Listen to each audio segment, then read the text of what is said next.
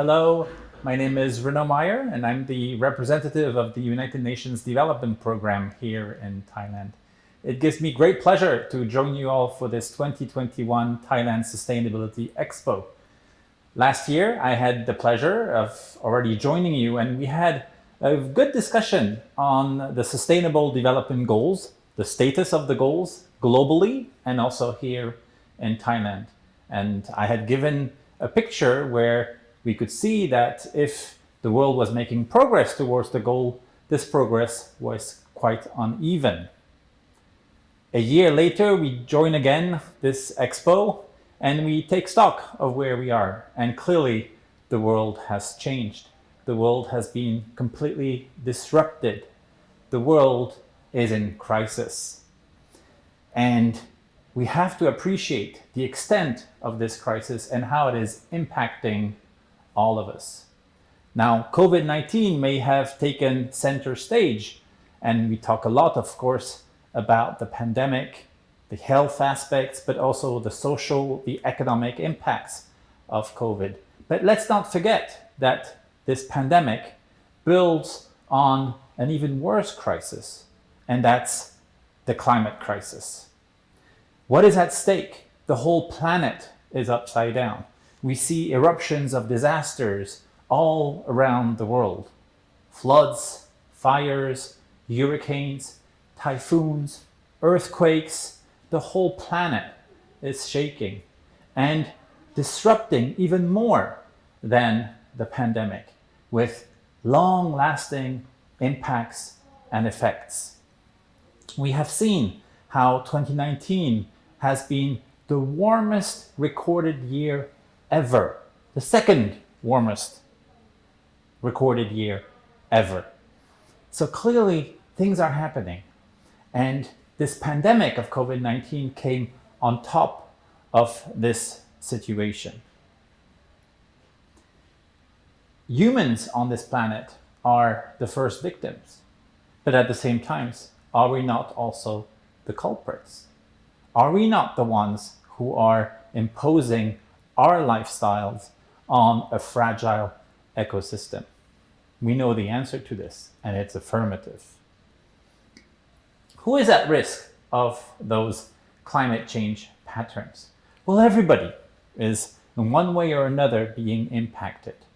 But first and foremost, studies show that it is the most vulnerable, and among them, the women, the children, the elderly who suffer the most, because they are the most vulnerable.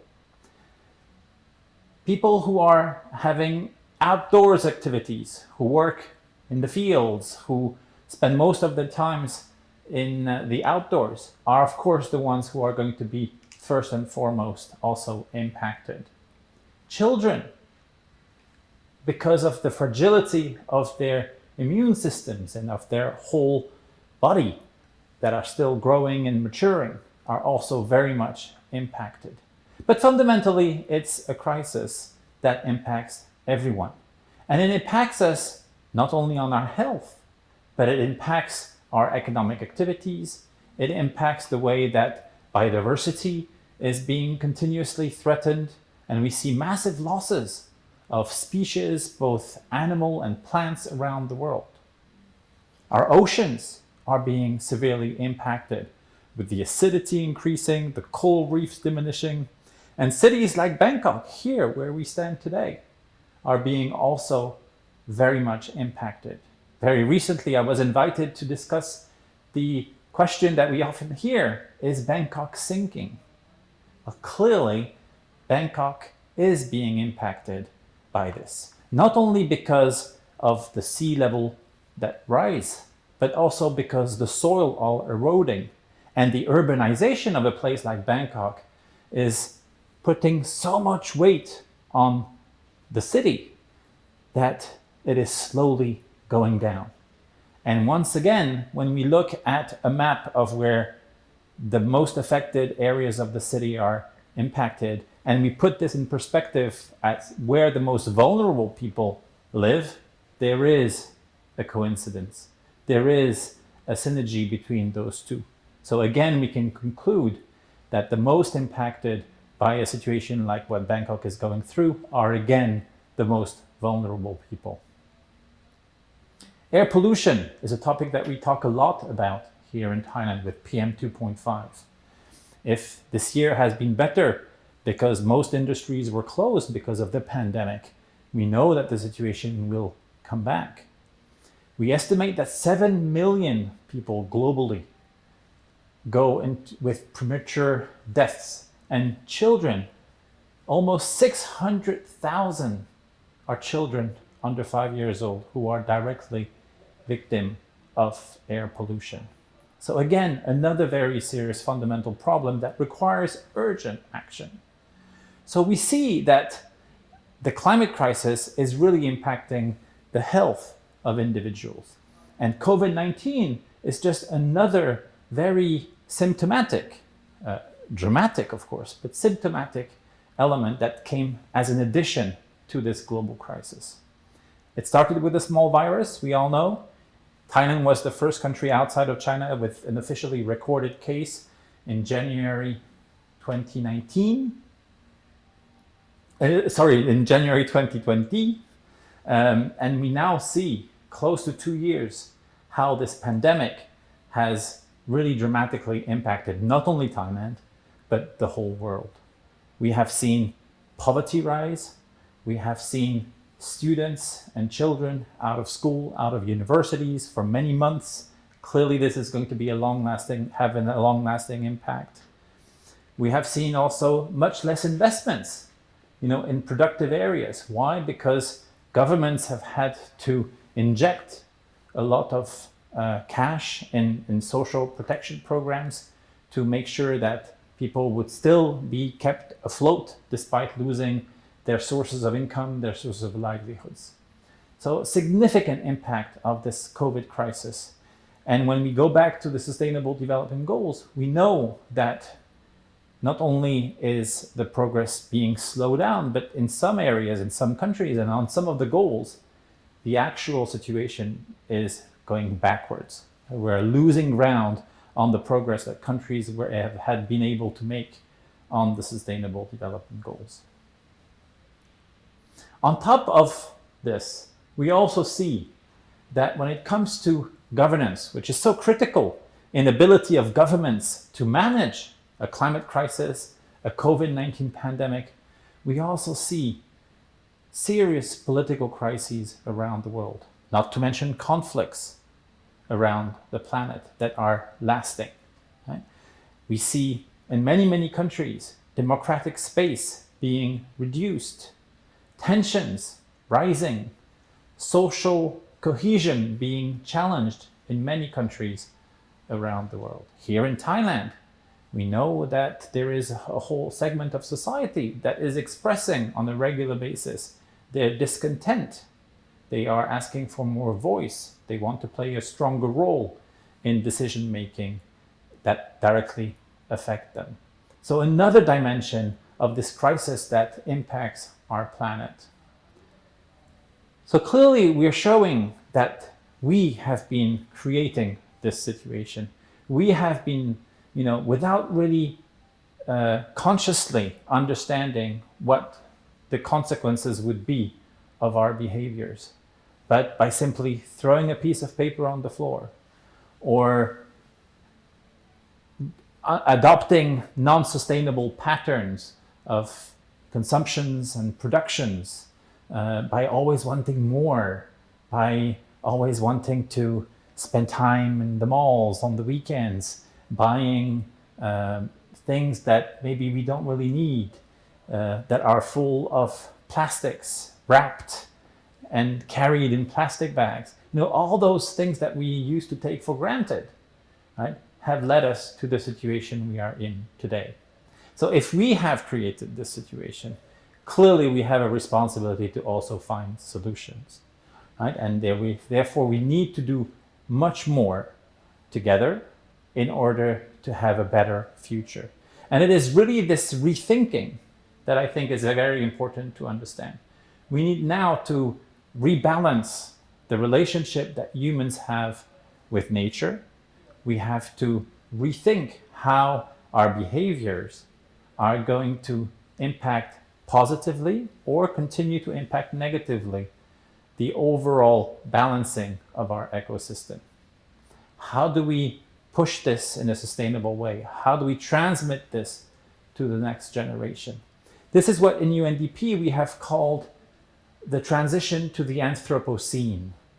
The Anthropocene being this period of human history where it is not anymore the humans who are the guests of planet Earth and we are just here and making use of the resources. It is actually the other way around.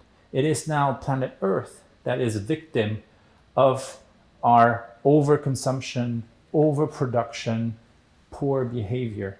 We are now influencing the ecosystem that used to be receiving us, right? So it's a completely reversal of the relationship between human and nature. If I put this in the context of the SDGs, some of you may remember the 5 Ps that are the foundation of Agenda 2030 and of the Sustainable Development Goals. People, planet, prosperity, peace, and partnership, the 5 Ps. So when we take people and planet, which is the ones that are now having difficulties in cooperating and in being together, and ultimately what we seek is, of course, prosperity, right? It is those 3 Ps that we need to rebalance and rethink the relationship. And we see that unless we do find a better relationship between those 3 Ps, a 4th P, the one with peace, is going to have a problem, is going to be challenged. The solution may lay in the 5th and last P, and that's the partnership. And that's what I think is what shouts its name out there and has to be part of our solution. If we want to do this together, we have to have a common agenda. And this again is the relevance and the importance of the Sustainable Development Goals and of Agenda 2030. These goals were adopted by all the member states of the international community in 2015 to take us all the way to 2030. When you want to go somewhere with a group of people, unless you have an agreed common direction, it is of course going to be very difficult. Right? And this is what this Agenda 2030 is all about. It is a roadmap for humanity to take us to a better world, to take us to a world where the principles of sustainability, the principles of inclusivity, the principle of leaving no one behind, a rights-based agenda for a better world. This is what the SDG is offering us. So of course it would be foolish not to take it. And this is what all the member states of the United Nations have understood and have agreed in 2015, more than 6 years ago now. Right? And this effort, we have seen, has already delivered some promising results. True, COVID-19 and the climate crisis have slowed down, but we need to keep the beacon and the direction around the SDGs. We need to go back on track to achieve the goals. So more than ever, it is not only a question of common agenda, but it is also a question of common responsibility. All of us, irrespective of our role in society, whether we work for the government, whether we work in the private sector, whether we are a human rights defender, whether we are in civil society organizations, or we are a student or even a child, all of us can find ways of contributing to the SDGs. And these contributions are not only important, but they are urgent. This is why the United Nations has declared, even before COVID, the 2020 to 2030 decade, and we've called it for action, the decade of action, because we used the first 5 years of the SDGs to raise awareness, to explain the relevance of the SDGs. We now need to put the focus on action. I think with the pressure that the crises that I have presented earlier, put on us, this action needs to be even more ambitious, and the commitments have to be even stronger. In a few weeks, months, the international community will meet in Glasgow for the 26th Conference of Parties of the United Nations Framework Convention on Climate Change, the UNFCCC. Member states have understood that this is going to be probably a make or break conference.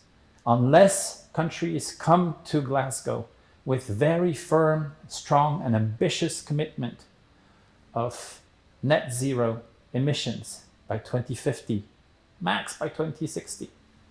We have seen, and the report that have come out recently from the International Panel on Climate Change have clearly shown that unless we stick to the 1.5 degrees Celsius increase, even our lives will be threatened on this planet. So this is an existential, a survival call for action that we cannot not take seriously. Right? And I think we have seen governments around the planet as they gear up to Glasgow. Right now they're meeting in New York for the General Assembly. We see that they are getting there. Right? And Thailand itself has made commitments and is expected to also make further more ambitious commitments. We've heard the Prime Minister in New York just a few days ago during the General Assembly debate talk about its commitment to a bio-circular green economy as a policy for the recovery from COVID. I think this goes very much in line with those commitments. The Prime Minister again reaffirmed the commitment of Thailand on the SDGs, but also on leaving no one behind, which is very important to ensure this inclusivity aspects to the solution to the crisis. And we hope that the Thai government in Glasgow will again also indicate strong commitments when it comes to climate action. Let's turn to what we can do, we being the United Nations Development Programme, through our activities, through our partnerships with many private sector entities, and of course the government here in Thailand. There are a few avenues that we would like to offer, and we have strong activities in many of those areas. When it comes to business and human rights, Thailand has adopted more than a year ago now the first in Asia National Action Plan on Business and Human Rights, how companies are strongly invited to adopt the guiding principles on business and human rights. And we have seen a lot of takers, and many have shown the way forward in improving the relationships inside the companies, the relationships along the supply chain, looking at the impact of the companies on the environment, so that all the lists of rights that individual citizens are entitled to expect of an economic actor are actually being protected and fulfilled. This issue also talks about integrity and transparency and fighting corruptions. This is an issue which we see worldwide and which diverts resources from productive use to support a better tomorrow into negative practices and the enrichments of a few versus the majority. We are also working on issues related to inclusion in the workplace. We are looking at the employability of people with disability, for example, or members of the community of the LGBTI, how we can ensure that they have options and equal opportunities when it comes to jobs and employability. We're working with a number of actors in the private sector field, like the Security Exchange Commission, like the Stock Exchange of Thailand, like the Bankers Association, like the Thai Chamber or the Federation of Industries, not to mention the many ministries, and professional organizations like the hotel associations, etc., on moving from corporate social responsibility to ESG and going all the way to using the impact on the SDGs that companies have to really rethink their business practices. Responsible business, sustainable investments, many tools are available for the private sector to align their business with the principles of the Sustainable Development Goal. The Prime Minister, again in New York, has underlined how government alone cannot achieve the SDGs, but partnership, including with the private sector, he underlined, are absolutely fundamental. Let me conclude and wrap up with a few takeaway messages that I'd like to leave with all of you after this presentation. The first one is assessing the situation. Clearly, we are at a turning point, and the fundamental equation between people in search of prosperity and planet has come to a halt, in the sense that if we continue, we know we're going to hit the wall. Our unsustainable practices need to change, and we need to really redefine this relationship between our search for prosperity and a better sustainable management of natural resources. This effort needs to be taken not by a few individuals or a few organizations, but we need to adopt a whole of society approach behind this process of rethinking this relationship. A whole of society approach to action, not only to assessment. Everybody has to feel compelled to take action in a positive contribution to a better tomorrow. Companies have to completely understand today that CSR or ESG or even SDG impact is not to be done by empathy or by charity. We need to understand that companies can do well by doing good.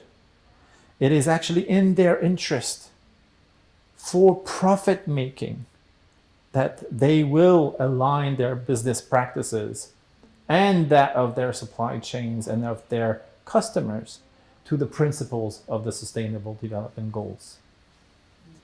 All this confirms and brings us back to the topic that the organizers of the Thailand Sustainability Expo have given to UNDP to present to you today, which was about doing more together for a better tomorrow.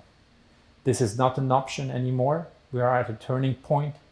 This has to become not only the title of this presentation, but the title of our contribution to society. With this, I thank you very much for your attention, and I wish you a very successful Thailand Sustainability Expo. Khap khun krap.